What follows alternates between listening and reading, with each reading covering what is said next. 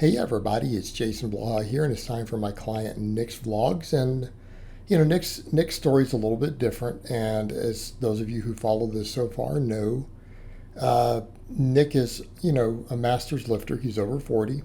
He has been 400 pounds in the past, and he's down like 150 pounds. He still hasn't finished his weight loss journey. He runs marathons, and he now wants to get strong. He wants to get strong. And so, of course, that's why he's hired me. He follows my channel, followed it for a little while. And, I've been working with him, I think about 3 months now almost. We're coming up on 3 months. And, we've seen progressive strength. And you guys can see the screenshot at the start of, what his sheet looks like. And it doesn't look like my other lifters, does it? All right? There's no concurrent periodization involved, which is what conjugate and 531 are all based on. All those are based on concurrent periodization. What do? And his files always get mixed up when I download them. I don't know why. But, so these are a little bit out of order, but that's okay. So what do? We do a 4-day upper lower. I started with less exercises. He used to come in and do only, 2 or 3 exercises, or like 3 at the most in a workout. Now we've built up a little bit, but it's still only like 4. Right? We do about 4 movements. So his upper body days, we do bench press, we do one-arm dumbbell rows, and we do the strict press, and then we do dumbbell tricep extensions. Now, I think a lot of people were like, well, why do you have guys like that early on doing tricep extensions but no curls? Because at the end of the day, I'm not worried about curls for him right now.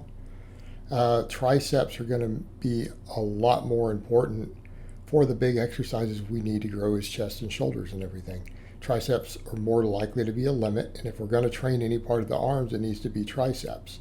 And because any of the back work I'm going to have him do for a while isn't going to be limited by biceps, I'm not worried. And at a certain point, if he wants bigger arms, we'll throw curls in once a week. Down the road. But in his case, we run, just some nice slow linear periodization. And when that stalls, what do? What do people think we do? What do we do when that stalls? We go over to a better system. That's where I take him to something like 531-ish. I'm kind of writing my own version of that system and redoing it completely based on my own experience as a coach into a 3-day system. And, I'll eventually maybe put that out. But, based on a squat, bench, deadlift day. And some adjustments to the way we ramp up, the way we do percentages, while keeping that idea of the training maxes is really the main thing. Right? Running progressive waves with those training maxes. That's the beauty of the system, but I think for a lot of lifters it could be done a little different. But that's a different story. It's neither here nor there. Stuff I'll implement and test and tune. The beauty of having a bunch of clients. I'm back up to 29 now. I told you guys the other day, I think in a live stream, it was 29 down to 28. And I'm back up to 29. Took in a new intake. And, there's always a nice steady flow of those. So, this is what we have him do. Lower body days, we do squats, we do back squats. We do conventional deadlifts, and we couldn't start with that. We had to teach him how to deadlift. I had to make him do Romanian deadlifts to start. And then once he mastered it, then I got on camera with him, got out in his garage with the barbell, and we walked through it in a video call, and we got his conventional deadlift perfected to where he can do it proficiently, to where it's safe to load, and then we deadlift.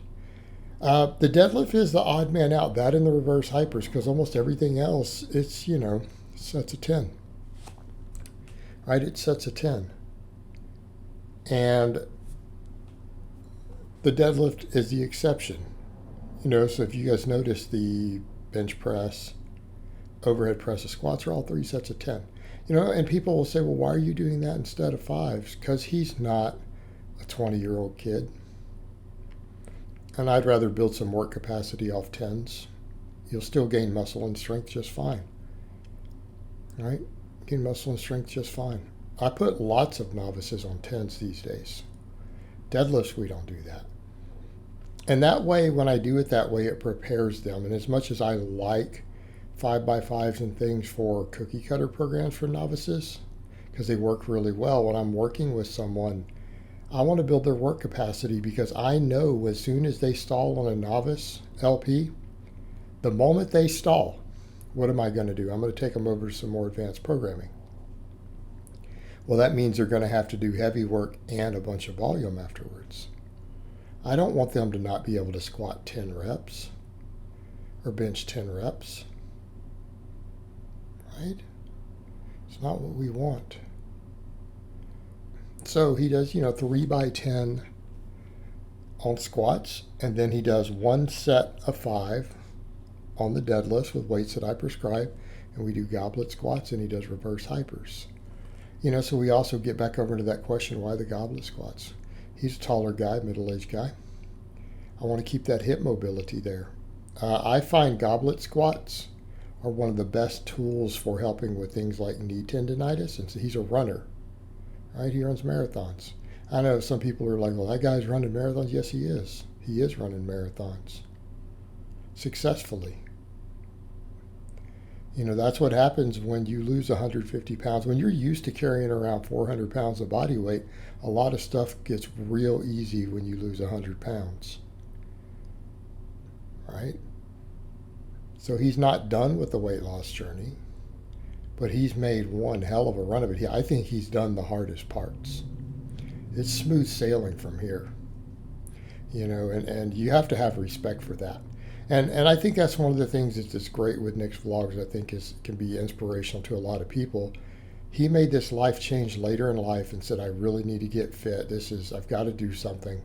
When so many people out there fail, so many people out there don't know how to do it, the guy stepped in. And a lot of people will look at overweight people and they'll say that. They'll be like, oh, they should do something about it. Well, he did.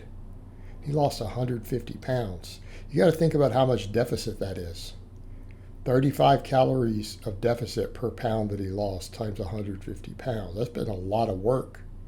He's done a lot of cardio and a lot of strict eating to get to that point. And yeah. And again, he's done it later in life, and he's going to continue to. But I'm going to get him strong. I'm going to get him up to eventually advanced numbers. All right, I will get him to advanced numbers, or close to eventually.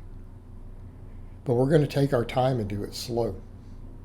We're going to use the reverse hyper to keep his back healthy. We're going to use goblet squats to keep knees and hips healthy. All right, make sure the triceps are strong, which reduces strain on the shoulders on benching. That's how we're going to do it. We're going to take care, take our time, do it right, while he continues his amazing journey. All right, guys, but that's really all I have to say on that today. I hope it's been informative, and I'll talk to you guys next time.